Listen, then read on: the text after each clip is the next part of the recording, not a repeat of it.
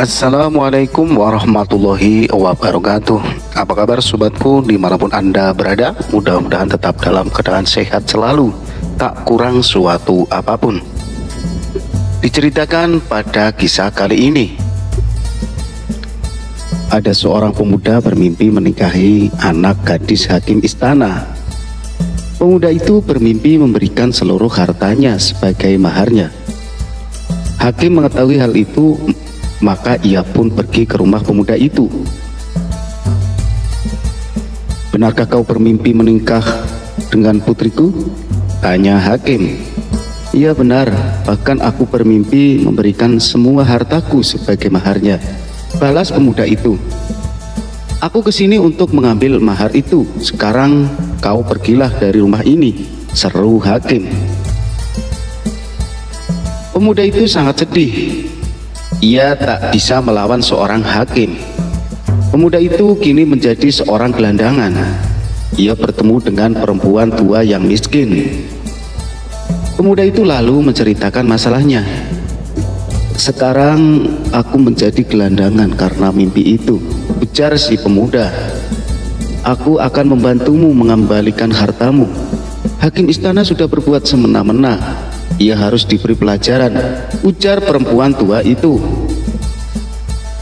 Perempuan tua itu lalu mengajak pemuda itu ke rumah Abu Nawas. Ia ingin meminta nasihat dari Abu Nawas. Semua orang tahu kecerdikan Abu Nawas. "Abu Nawas pasti bisa menyelesaikan masalahmu," ujar perempuan tua itu. Sampailah mereka di rumah Abu Nawas. Pemuda itu lalu menceritakan masalahnya. Abu Nawas berpikir sejenak. Ia berhasil mendapatkan sebuah ide. "Besok pagi kalian kesini lagi. Bawalah peralatan seperti linggis, batu, dan tongkat besi," ucap Abu Nawas. "Untuk apa semua alat itu?" tanya pemuda itu. "Kau akan tahu besok pagi. Ajaklah semua temanmu juga," pinta Abu Nawas. Pemuda itu mengangguk setuju. Ia akan menuruti apa yang diperintahkan oleh Abu Nawas. Keesokan harinya, pemuda itu datang bersama dengan teman-temannya. Mereka membawa peralatan yang diminta oleh Abu Nawas. "Apa yang harus kami lakukan dengan peralatan ini?" tanya pemuda itu. "Semua pergilah ke rumah hakim istana, hancurkan rumahnya sampai tak ada yang tersisa," ucap Abu Nawas. "Tapi bagaimana jika hakim istana marah?" balas pemuda itu. "Katakanlah, aku yang menyuruh kalian menghancurkan rumahnya," kata Abu Nawas. Mereka pun pergi ke rumah hakim istana. Tanpa banyak bicara, mereka langsung menghancurkan rumah hakim istana. Rumah hakim istana sudah hampir hancur, dan si pemuda bersama teman-temannya terus saja menghancurkannya. Penduduk yang melihatnya tak dapat menghentikan semua itu. Hakim yang sedang tertidur pun bangun.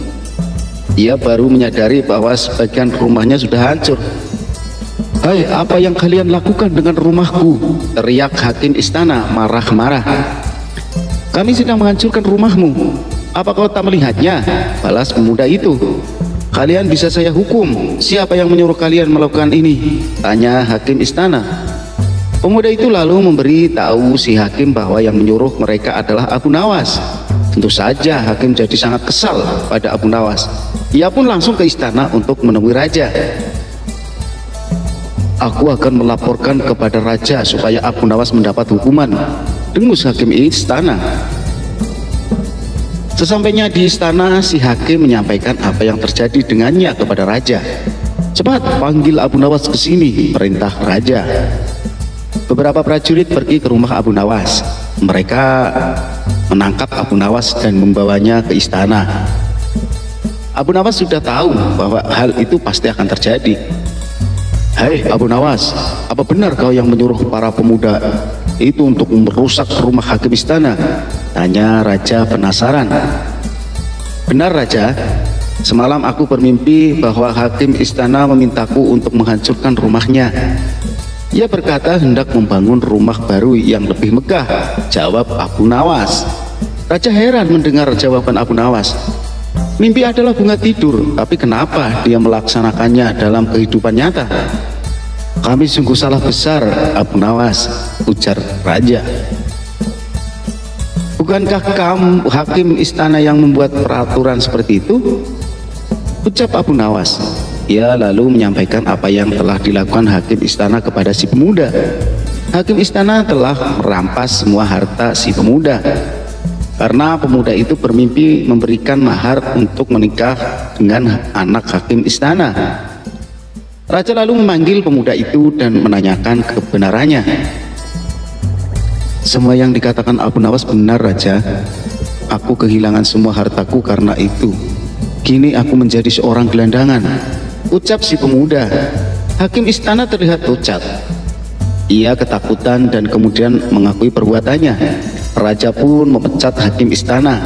Selama ini ia telah salah memilih seorang hakim. Harta pemuda itu akhirnya kembali. Abu Nawas sangat senang karena bisa menolong seorang yang kesulitan. Oke teman-teman semuanya, mudah-mudahan cerita ini bermanfaat. Ambil sisi baiknya dan buang sisi buruknya. Terima kasih, sampai jumpa lagi.